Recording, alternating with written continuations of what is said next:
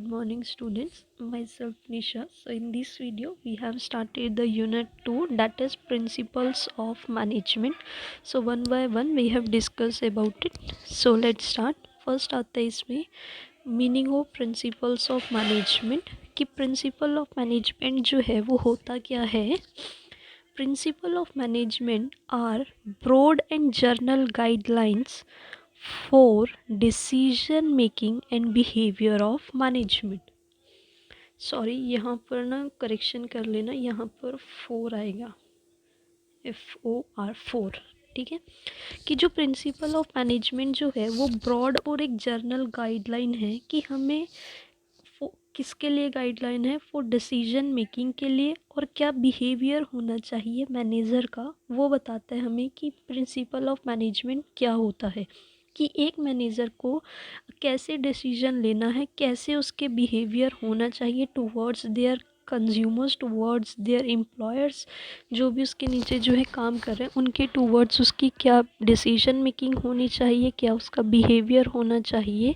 तो ये जो होती है एक ब्रॉड और जर्नल गाइडलाइन होती है मैनेजर की, तो इसको बोला जाता है प्रिंसिपल्स ऑफ मैनेजमेंट. ठीक है, आई होप आपको ये तो समझ आ ही गया होगा. और ये करेक्शन कर लेना, यहाँ FIR नहीं या 4 है. ठीक है, नेक्स्ट आता है इसमें कि क्या क्या फीचर्स होते हैं और प्रिंसिपल्स ऑफ मैनेजमेंट के.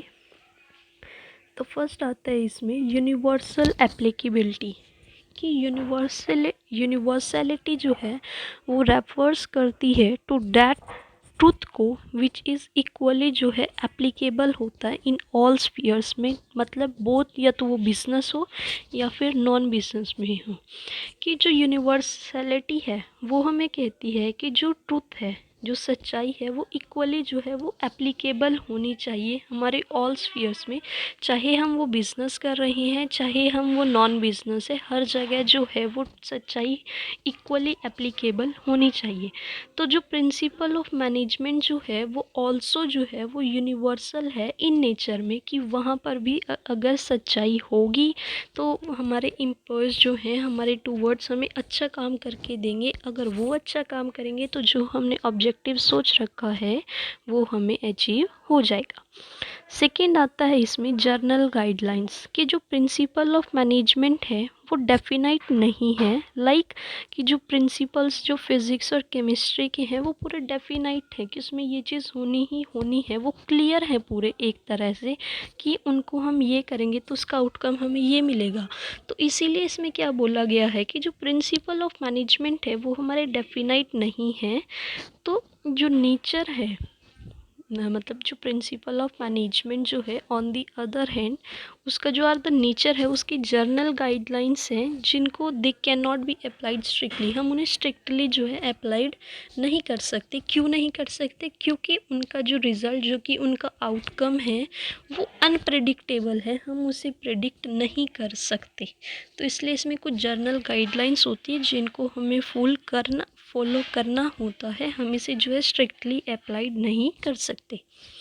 अब नेक्स्ट आता है इसमें formed by practices and sorry बहुत मिस्टेक्स हो रही है इसमें, यहाँ पर एब्स नहीं एंड आएगा, and formed by practice and experimentation कि जो प्रिंसिपल ऑफ मैनेजमेंट है वो रिज़ल्ट होता है हमारी काफ़ी सारी जो भी हमने प्रॉब्लम्स फेस करी हैं बाय द प्रोफेशनल पीपल्स ने, उसका जो है रिज़ल्ट होता है. फर्स्ट ऑफ ऑल जो प्रॉब्लम्स हमारी अपीयर्ड हुई हैं तो देन थ्रू केयरफुली हम जो इन पर रिसर्च करते और उनका सॉल्यूशन को जो है फाउंड करते हैं. दस वी रिकॉग्नाइज द सॉल्यूशन, हम उसका जो सॉल्यूशन है वो रिकॉग्नाइज करते हैं और फाउंड करते हैं with the help of practice और एक्सपीरियंस से. ये इसलिए इसको बोला गया found by practice and experimentation. मैं आपको इसका सिंपल फॉर्म में मतलब बताती हूँ. इन्होंने कहा है कि जो प्रिंसिपल ऑफ मैनेजमेंट है वो हमारा एक रिज़ल्ट होता है, जो भी हमने वेरियस प्रॉब्लम्स जो हैं वो फेस की होती हैं उसका जो है रिज़ल्ट होता है। तो जो भी हमारे पास प्रॉब्लम्स आई है हम उनका जो है केयरफुली जो है रिसर्च करके उस वर्क का जो है सॉल्यूशन फाइंड आउट करते हैं और हम रिकॉग्नाइज करते हैं उस सॉल्यूशन को विद दी हेल्प ऑफ, किसकी हेल्प से, प्रैक्टिस करके या फिर एक्सपीरियंस करके उन चीज़ों को हम सीखते हैं, इसलिए बाय फॉर्म की जाती है हमारी प्रैक्टिस एंड एक्सपेरिमेंटेशन से। फोर्थ आता है इसमें फ्लेक्सिबिलिटी, कि जो प्रिंसिपल ऑफ मैनेजमेंट है एज दे एग्जिस्ट, कि वो एग्जिस्ट करते हैं today are not in the final truth, वो एग्जिस्ट करते हैं आज भी लेकिन वो फाइनली सच्चाई नहीं है। So as and when political economical जो सोशल चेंजेस है वो टेक प्लेस करते हैं and new kinds of problems जो है वो अराइज हो जाती हैं। तो इसीलिए इन्होंने बोला है जो प्रिंसिपल ऑफ मैनेजमेंट है वो डायनामिक है नेचर में and can not be called fixed, और हम उन्हें फिक्स्ड नहीं कर सकते, वो अकॉर्डिंग टू टाइम चेंज होते रहते हैं। फिर इसमें फिफ्थ आता है मेनली बिहेवियर, कि जो प्रिंसिपल ऑफ मैनेजमेंट है वो डायरेक्टली कंसर्न करते हैं ह्यूमन बिहेवियर से। तो ये इंश्योर करते हैं कि बेटर रिलेशनशिप होना चाहिए एमंग द मैन पावर जो वर्क कर रहा है एक ऑर्गेनाइजेशनल लेवल पे। तो वो एस्टैब्लिश करते हैं रिलेशन किसके बीच में, ह्यूमन के बीच में, और जो भी मटेरियल रिसोर्सेज हमने लगाई हैं ऑर्गेनाइजेशनल के पर्पस को एकम्प्लिश करने के लिए। तो बिहेवियर भी बहुत इम्पॉर्टेंट होता है, वो डायरेक्टली जो है कंसर्न करता है हमारे ह्यूमन बिहेवियर के साथ। सिक्स्थ पॉइंट आता है इसमें relationship between cause and effect, जो प्रिंसिपल ऑफ मैनेजमेंट है वो एस्टैब्लिश करता है relationship between cause and effect का। तो ये they specify what the ultimate outcome will be if in a particular situation work is done in a particular manner, कि हमें ये सोचना होगा कि एक पर्टिकुलर सिचुएशन में उसका एक आउटकम क्या निकलेगा जो भी हम काम कर रहे हैं एक पर्टिकुलर मैनर में। तो इसलिए जो प्रिंसिपल ऑफ मैनेजमेंट है वो हमारा रिलेशन होता है कॉज और इफ़ेक्ट का।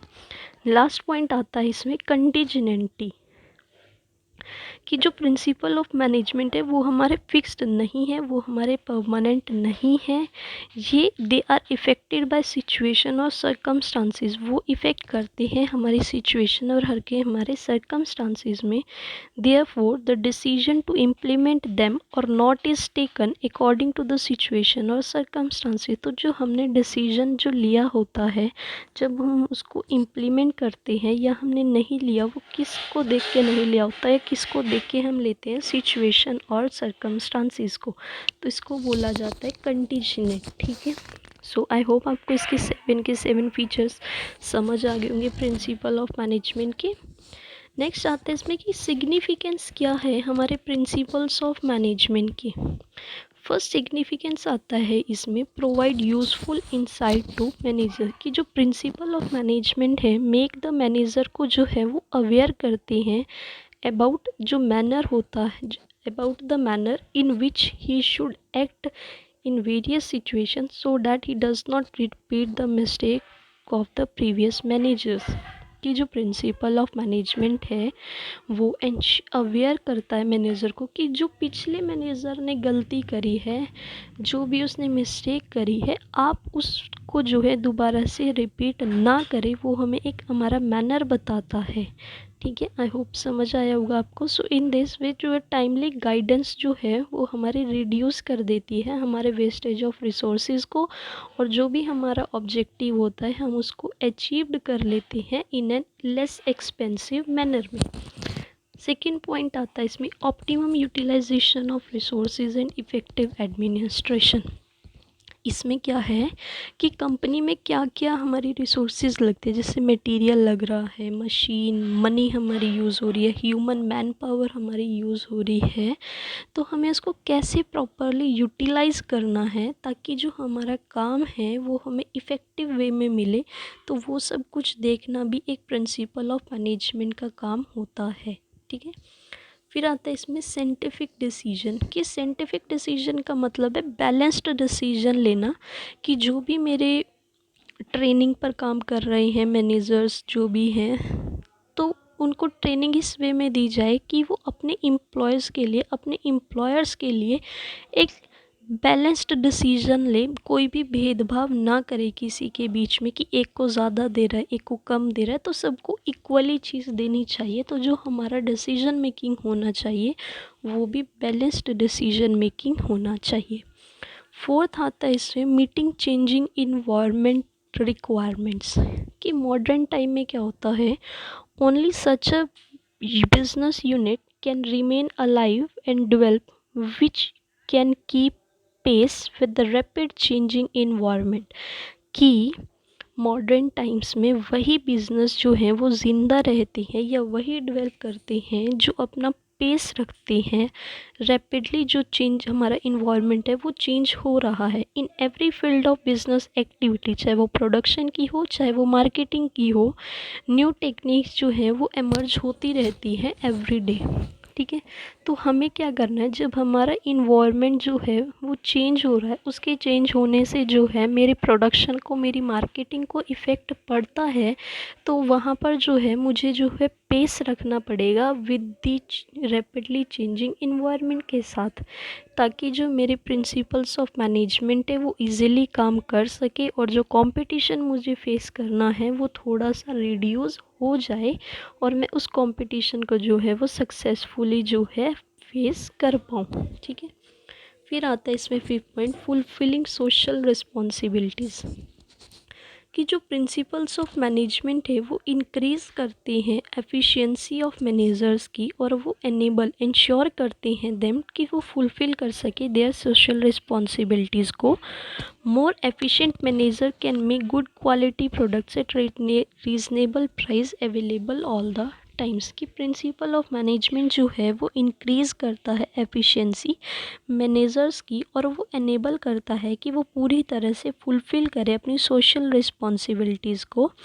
वो एक गुड क्वालिटी का प्रोडक्ट जो है वो रीज़नेबल प्राइस पर अवेलेबल करा सके एक मैनेजर अपने कंज्यूमर्स का या फिर अपने एम्प्लॉयर्स को, तो वो हमारी एक सोशल रिस्पॉन्सिबिलिटी बन जाती है कि जो भी हमारी सोशल रिस्पॉन्सिबिलिटी है हमारे वर्क को लेकर, हमारे काम को लेकर, वो मैं पूरी तरह से फुलफ़िल कर सकूँ without any discrimination.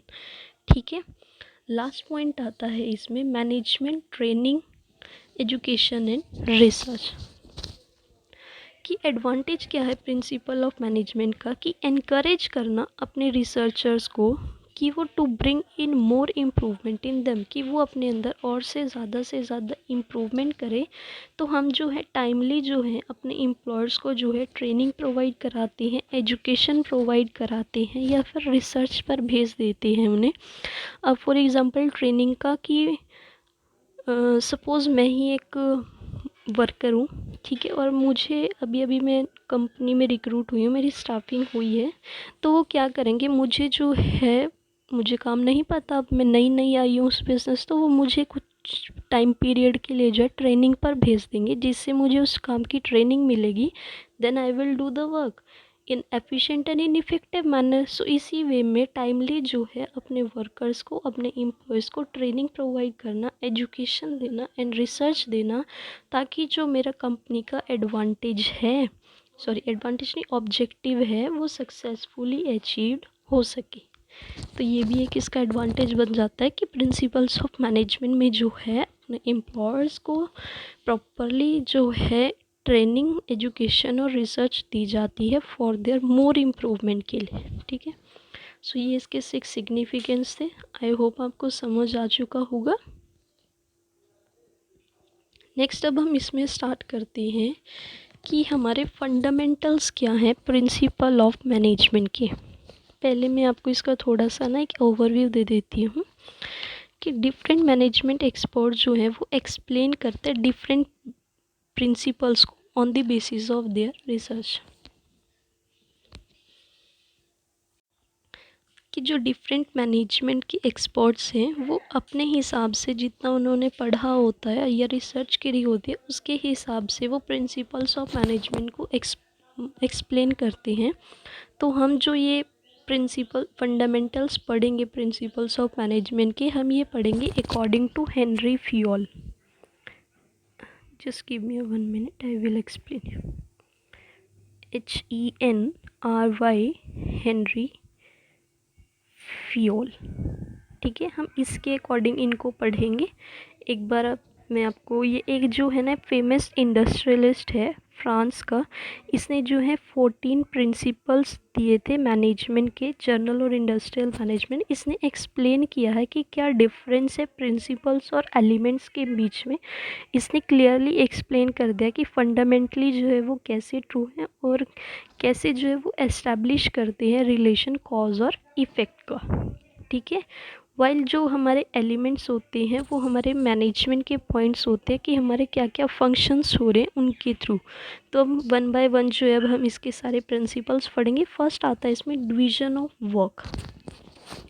According to this first principle, as far as possible, the whole work should be divided into small parts, and each individual should be assigned only one part of the work according to his ability and taste repeatedly so that the benefit of specialization may be achieved. इन्होंने क्या बोला है कि जो पूरा work है, एक whole work है, हम उसको जो है स्मॉल पार्ट्स में डिवाइड कर देते हैं ताकि ईच इंडिविजुअल जो है वो असाइन हो सके एक one part of the work में, और जिससे जो है उसकी अकॉर्डिंग टू उसकी क्या एबिलिटी है, क्या उसका टेस्ट है, उसके अकॉर्डिंग जो है हम एक पर्सन को उस जगह पर असाइन कर दे ताकि जो है हमें स्पेशलाइजेशन ऑफ बेनिफिट जो है वो हमारा अचीव हो सके। इसको बोलते हैं हम डिवीजन ऑफ वर्क, की होल वर्क को डिवाइड कर देना अकॉर्डिंग टू द पर्सन की एबिलिटी से, क्या उसका टेस्ट है, एक पर्सन को वो वर्क दे देना। तो हम क्या कर रहे हैं इसमें, अपने पूरे वर्क को जो है वो डिवाइड कर रहे हैं। ठीक है, according to the person's ability and his test. तो अब नेक्स्ट आता है इसमें second point, authority and responsibility. कि जो अथॉरिटी और रिस्पॉन्सिबिलिटी है ना वो हैंड इन हैंड जाती है, एक पर्सन से दूसरे पर्सन के पास जाती है। तो इसका मतलब क्या होता है, when it means that when एक पर्टिकुलर इंडिविजुअल जो है उसको एक पर्टिकुलर वर्क दिया जाता है तो वो उस चीज़ के लिए रिस्पॉन्सिबल हो जाता है, उस रिज़ल्ट के लिए। तो वो पॉसिबल होता है only when he is given sufficient authority to discharge this responsibility. वो तभी उसके लिए जो है मतलब तभी उसके लिए जो है वो रिस्पॉन्सिबल है। फॉर एग्ज़ाम्पल मैं इसको आप कुछ ईजी लैंग्वेज में समझाती हूँ। फॉर एग्ज़ाम्पल मैं हूँ, मैंने किसी बंदे को मैंने अपनी कंपनी के अंदर एक रिस्पॉन्सिबिलिटी दी है कि आपको जो है मानो फाइल्स का ही काम है कुछ, ठीक है, कि ये वाली फाइल्स का काम मैं आपको रिस्पॉन्सिबिलिटी दे रही हूँ कि आप ये चीज़ करो। तो वो समझ जाएगा कि ये मेरी रिस्पॉन्सिबिलिटी है कि एट द एंड मुझे उस चीज़ का रिज़ल्ट देना ही है, कुछ भी करके मुझे वो चीज़ जो है टाइमली देनी है। तो उस रिज़ल्ट की जो अथॉरिटी, जो उस रिज़ल्ट की रिस्पॉन्सिबिलिटी है वो मैं किसी एक पर्सन को दे देती हूँ अकॉर्डिंग टू हिज एबिलिटी। तो उसको बोला जाता है कि जो अथॉरिटी और रिस्पॉन्सिबिलिटी है वो should go hand in hand. ठीक है, कि हम एक पर्टिकुलर इंडिविजुअल को एक पर्टिकुलर वर्क दे देते हैं जिसके लिए वो रिस्पॉन्सिबल हो जाता है उसके रिज़ल्ट के लिए। तो ये this can be possible only, ये तभी पॉसिबल है जब वो वर्क जो हमने दिया है व्हेन ही इज़ गिवन अपनी सफिशिएंट अथॉरिटी देता है उस वर्क को डिस्चार्ज करने के लिए, अपनी रिस्पॉन्सिबिलिटी को। ठीक है, तो ये हेल्प करता है हमारे टारगेट को अचीव करने के लिए, और जो एम्प्लॉयज़ का कॉन्फिडेंस है उसको भी इंक्रीज़ करता है। थर्ड पॉइंट आता है अब इसमें डिसिप्लिन। डिसिप्लिन क्या है, the organisational rules and employments agreement should be obeyed by both the superior and the subordinate which are necessary for the successfully working of the organization। कि मेरी ऑर्गेनाइजेशन के अंदर चाहे वो टॉप लेवल का management हो, मिडल लेवल मैनेजमेंट हो या फिर लोअर लेवल का मैनेजमेंट हो, चाहे वो सुपीरियर हो चाहे वो सबऑर्डिनेट्स हो, दोनों की जो है इक्वली रिस्पॉन्सिबिलिटी बनती है, इक्वली एग्रीमेंट हुआ होता है कि उन्हें जो है डिसिप्लिन जो है वो रखना ही पड़ेगा, उसको ओबे करना ही पड़ेगा, वो उनके लिए नेसेसरी हो जाएगा जो भी ऑर्गेनाइजेशन में वर्क हो रहा है उसको सक्सेसफुल करने के लिए। ठीक है।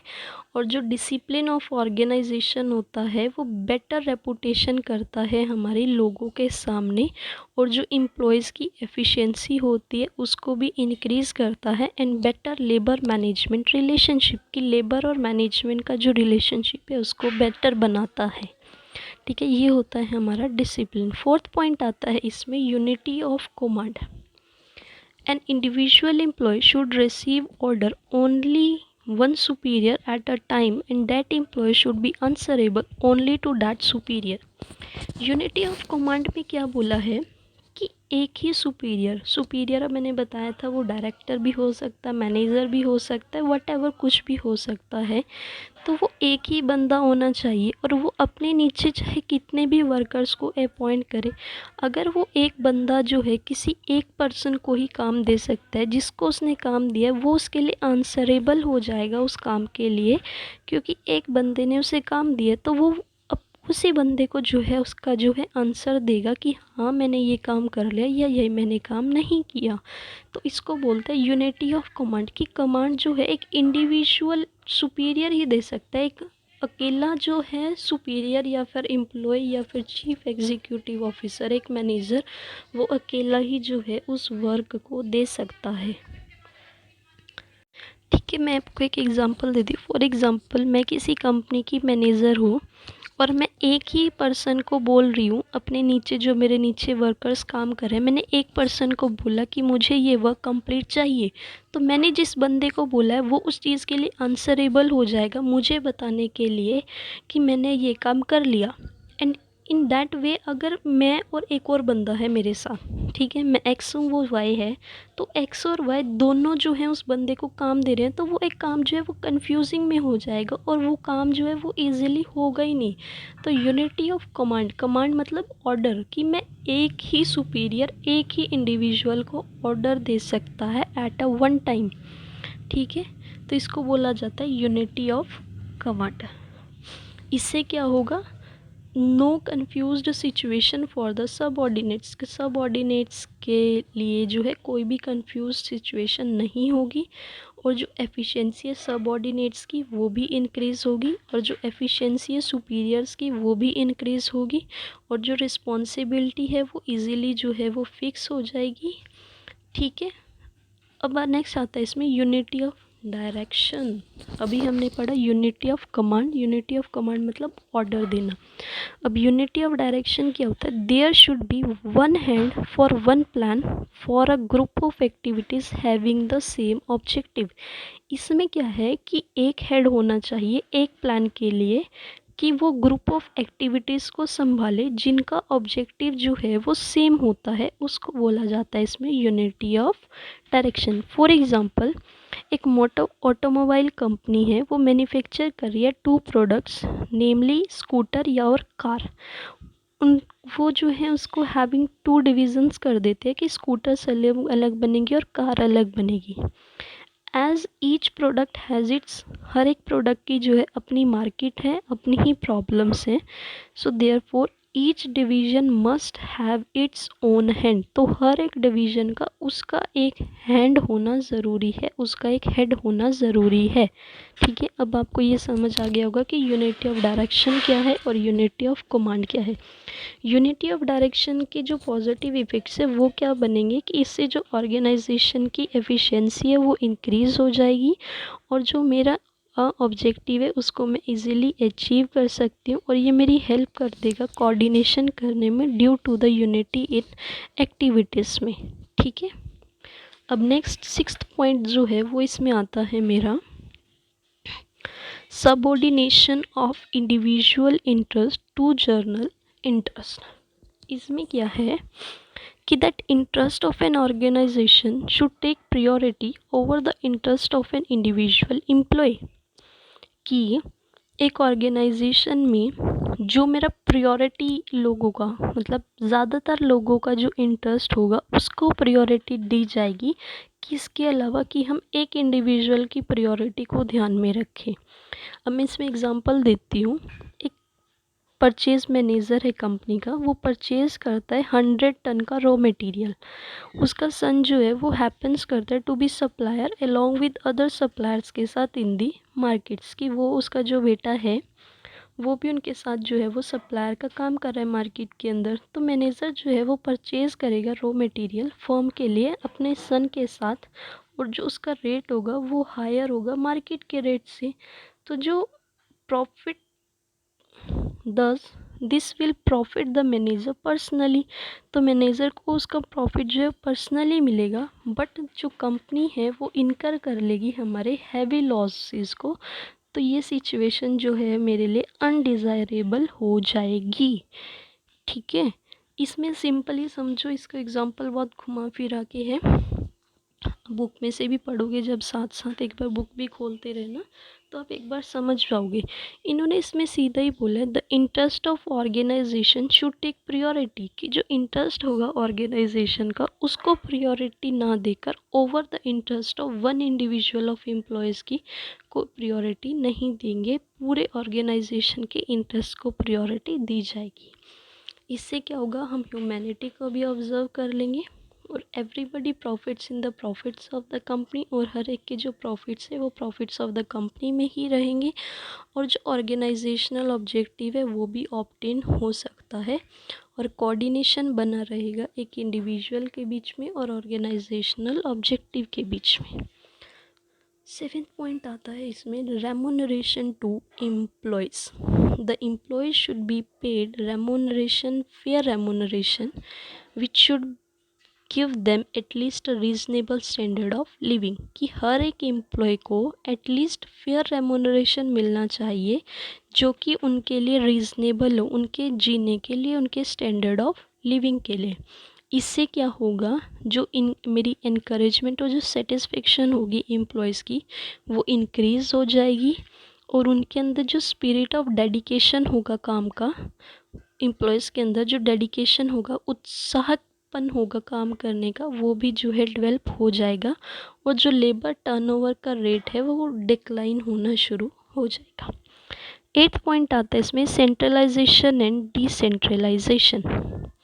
इसमें क्या आएगा, the superior should adopt effective centralization instead of complete centralization and complete decentralization, कि जो सुपीरियर जो मैनेजर है वो अडॉप्ट करेगा इफेक्टिव सेंट्रलाइजेशन अपनी कंपनी के लिए instead of complete centralization and complete decentralization. For example, जो डिसीजन है इन रिस्पेक्ट ऑफ डिटरमाइन करने का ऑब्जेक्टिव और पॉलिसीज़ को, या फिर अपने बिजनेस को एक्सपेंशन करने का कोई भी डिसीजन हो सकता है, वो remains in the hand of the superior, वो सुपीरियर के हैंड्स में ही रहेगा। ऑन दी अदर हैंड, जो मेरी अथॉरिटी है परचेज़ करने की रॉ मटेरियल को या एम्प्लॉयज़ को लीव देने की एट्सेट्रा, वो शुड बी जो डेलीगेट हो जाएगी टू द सबऑर्डिनेट्स के हैंड में। तो इसको बोला जाता है कि मैं कंप्लीट सेंट्रलाइजेशन या फिर कंप्लीट डिसेंट्रलाइजेशन ना लेकर एक इफ़ेक्टिव सेंट्रलाइजेशन को जो है वो अडॉप्ट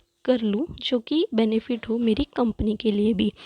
इससे जो वर्कलोड होगा सुपीरियर का वो कम हो जाएगा और बेटर और क्विक डिसीजन लिया जाएगा, और जो एनकरेजमेंट होगा टू द सबऑर्डिनेट्स का वो इंक्रीज हो जाएगा। 9th पॉइंट आता है इसमें स्केलर चेन। स्केलर चेन में इन्होंने क्या बोला है, it refers to the formal line of authority which move from highest to the lowest rank in a straight line, कि जो अथॉरिटी है वो हाईएस्ट से लोवेस्ट लेवल के बीच में होती है। हमने पीछे भी पढ़ा लेवल्स ऑफ मैनेजर में, टॉप से वो मीडियम लेवल में जाएगी, मीडियम से वो लोअर में जाएगी, और लोअर से जो भी नीचे मेरे वर्कर्स काम कर रहे होंगे उन तक जो है मेरी अथॉरिटी जो है वो ट्रांसफ़र हो जाएगी। जो मेरी अथॉरिटी है वो एक स्ट्रेट लाइन में ही ट्रांसफ़र हो, टॉप टू सबऑर्डिनेट्स लेवल या फिर नॉन मैनेजरियल लेवल्स में ही जो है वो ट्रांसफ़र हो, तो वो बेनिफिशियल हो जाएगी हमारे लिए भी। तो इसमें फ्यूल का जो ओपिनियन है वो क्या रहा है, जो चेन है उसको फॉलो किया जाना चाहिए एक स्ट्रिक्ट मैनर में। इट मीन्स कि ईच कम्युनिकेशन जो है, हर एक बात जो है वो मूव होनी चाहिए टॉप से बॉटम लेवल पर, और वाइस वर्सा भी होनी चाहिए स्ट्रेट लाइन पर भी, कि जो इम्पोर्टेंट कंडीशंस है वो नो उसमें कोई भी स्टेप्स इंक्लूड ना हो। उन्होंने बोला है अगर मेरी कंपनी के लिए कोई भी बहुत इम्पोर्टेंट बात है तो वो पहले टॉप से लेके बॉटम लेवल तक होनी चाहिए। अगर मेरे वर्कर्स को भी अपनी कोई बात रखनी है तो मेरे वर्कर्स से वो बात टॉप लेवल तक भी जानी चाहिए एक स्ट्रेट लाइन में। तो इसलिए इन्होंने बोला है जो कम्युनिकेशन है वो टॉप से बॉटम लेवल में भी होनी चाहिए और उसका वाइस वर्सा भी होना चाहिए, मतलब बॉटम टू टॉप भी होना चाहिए एक स्ट्रेट लाइन में। और जो भी मेरी चेन है उसको जो है स्ट्रिक्टली मैनर में फॉलो किया जाना चाहिए। इससे जो मेरी ऑर्डर ऑफ इंफॉर्मेशन है वो फ्लो हो जाएगी बेटर वे में, और बेटर रिलेशनशिप्स बनेंगे बिकॉज ऑफ एब्सोल्यूट रिस्पेक्ट दी जाएगी हर एक की अथॉरिटी को, ठीक है। और इससे जो भी मेरी प्रॉब्लम्स होगी हम उनको जो है क्विक सॉल्यूशंस भी निकाल लेंगे। अब इसमें अगला आता है ऑर्डर। 8th पॉइंट आता है order. A right person should be placed at the right job and the right thing should be placed at a right place। Order में इन्होंने क्या बोला है कि इस प्रिंसिपल के अकॉर्डिंग, कि प्रिंसिपल ऑफ ऑर्डर के अकॉर्डिंग क्या है कि राइट पर्सन को राइट प्लेस पर जॉब मिलनी चाहिए और राइट ही थिंग को जो है राइट प्लेस पर रखा जाना चाहिए। अकॉर्डिंग टू फ्यूल, फ्यूल ने कहा है कि एवरी एंटरप्राइज के जो हैं दो डिफरेंट ऑर्डर्स होते हैं। मटेरियल ऑर्डर उनकी फ़िज़िकल रिसोर्सेज को लेके, social order for human resources को लेके। Keeping the physical resources in a order, that physical resources के जो ऑर्डर हैं उसका मतलब है कि जो प्रॉपर प्लेस है वो एवरीथिंग और everything is in the right place, कि प्रॉपर प्लेस होना चाहिए हर जगह चीज़ का, और हर चीज़ का एक राइट प्लेस होना चाहिए। और ह्यूमन रिसोर्सेज को उन्होंने क्या बोला है कि हर प्लेस जो है वो एवरीवन हर एक के लिए होना चाहिए, और एवरीवन जो है वो अपॉइंट होना चाहिए हर प्लेस के लिए।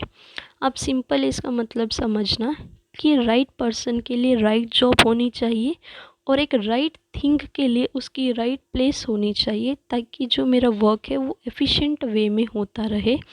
इससे जो है जो मेरा टाइम ट्रेस करने का रिसोर्सेज का, या मुझे ज़रूरत है उस चीज़ पर रिसोर्सेज की, वो टाइम जो है मुझे कम लगेगा, बेटर डिसिप्लिन बना रहेगा, और जो है कंप्लीट यूटिलाइजेशन हो जाएगा मेरा मटेरियल का भी और ह्यूमन रिसोर्स का भी। इससे जो है मुझे कोई भी प्रॉब्लम नहीं आएगी। फिर आता है इसमें 11th point, that is equity. अब इसमें इक्विटी का मतलब क्या आता है, द मैनेजर जो है वो शुड ट्रीट करता है देयर सबऑर्डिनेट्स को as fairly as possible so that they develop a feeling of dedication for their work. Equity में इन्होंने क्या बोला है कि जो मैनेजर है वो अपने सबऑर्डिनेट्स को जो है एक फेयर वे में ट्रीट करता है जितना उससे पॉसिबल हो सकता है, ताकि जो है डेडिकेशन काम के टूवर्ड्स जो है वो डेडिकेशन और फीलिंग जो है वो डेवलप हो सके, और जो मेरा कंपनी का ऑब्जेक्टिव है वो प्रॉपरली यूटिलाइज हो सके। फॉर एग्ज़ाम्पल एक लेबरर जो है वो कंप्लीट कर लेता है अपने 10 यूनिट्स ऑफ गुड का एक दिन के अंदर, और अनदर जो लेबर है happens to be in relative to the superior, वो सुपीरियर का रिलेटिव है तो वो कंप्लीट करता है 8 यूनिट, बट दोनों को जो इक्वल रेमुनरेशन मिल रहा है, एक 10 कर रहा है और एक 8 मिल रहा है, दोनों को जो रेमुनरेशन है वो इक्वल मिल रहा है। तो ये जो है वॉयलेट कर देता है मेरे प्रिंसिपल ऑफ इक्वलिटी को।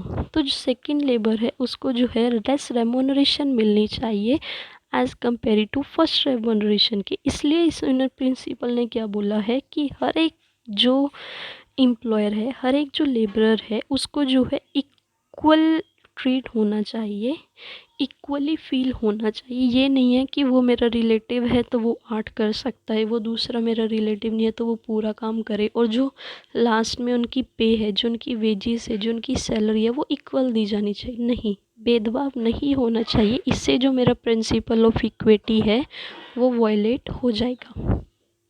फिर इसमें 12th पॉइंट आता है स्टेबिलिटी ऑफ पर्सनल।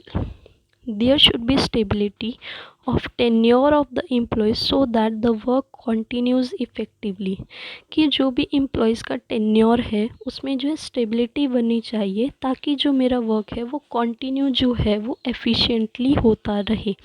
इससे क्या होगा, जो कॉन्फिडेंस है एम्प्लॉयज़ का वो इंक्रीज़ हो जाएगा, जो मेरी कंपनी की रेपुटेशन है वो इंक्रीज़ होगी, और जो ट्रेनिंग पे जो है मेरे लेस एक्सपेंसेस लगेंगे, और अच्छे वर्कर्स जो है ना उसमें वो मेरी लीव लेते रहेंगे कंपनीज में। तो मुझे जो है इजी जो टेन्योर है उसमें जो स्टेबिलिटी लेके आनी पड़ेगी अपने एम्प्लॉयज़ के, सो दैट जो वर्क है वो कंटिन्यूस जो है वो एफिशिएंटली होता रहे।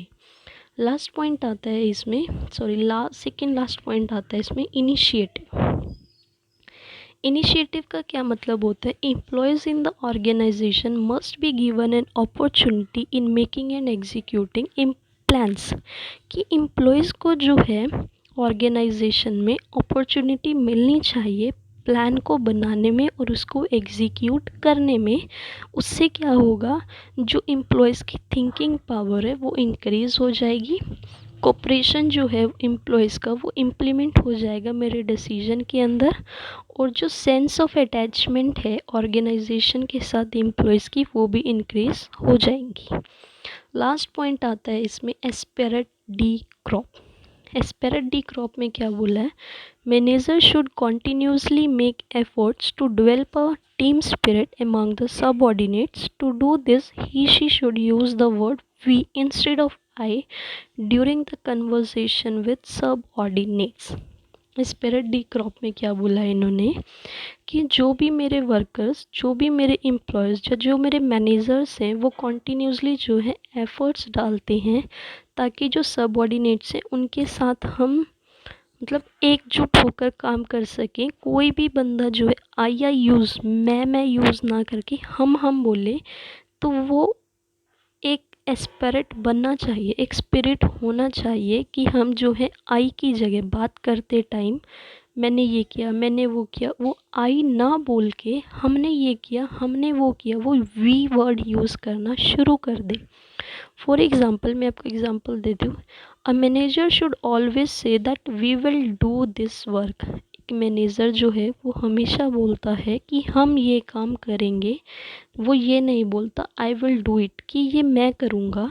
तो जो बिहेवियर है मैनेजर का वो will keep alive the spirit of corporation among the subordinates, की जो बिहेवियर है मैनेजर का वो कॉपरेशन बना के रखता है अमंग द सबऑर्डिनेट्स के बीच में। उससे क्या होएगा, जो मोटिवेशन है वर्क करने का वो टीम स्पिरिट में बढ़ेगा, और इजीली मैं अपने ऑब्जेक्टिव को अचीव कर सकती हूँ, और मेरा लोगों के साथ, मेरे एम्प्लॉयज़ के साथ या मेरे सबऑर्डिनेट्स के साथ जो है स्वीट रिलेशनशिप डेवलप हो जाएगा। सो ये थे इसके 14 प्रिंसिपल्स जो हमने पढ़े अकॉर्डिंग टू हेनरी फ्यूल के अकॉर्डिंग। सो आई होप आपको समझ आ गया होगा कि मेरे फंडामेंटल्स क्या है प्रिंसिपल्स ऑफ मैनेजमेंट की। एक और बात, ये क्वेश्चन जो है 16 मार्क्स में आ सकता है, आप आ नहीं सकता, आएगा, 100% आएगा ये वाला क्वेश्चन। तो आप बहुत ध्यान से पढ़ना, अगर आपको ना कुछ समझ आए तो आप एक बार कमेंट डाउन कर देना। I will explain you in the next video or in comment also. So thank you so much. If you like it, then please subscribe my channel, like, comment and share. Thank you.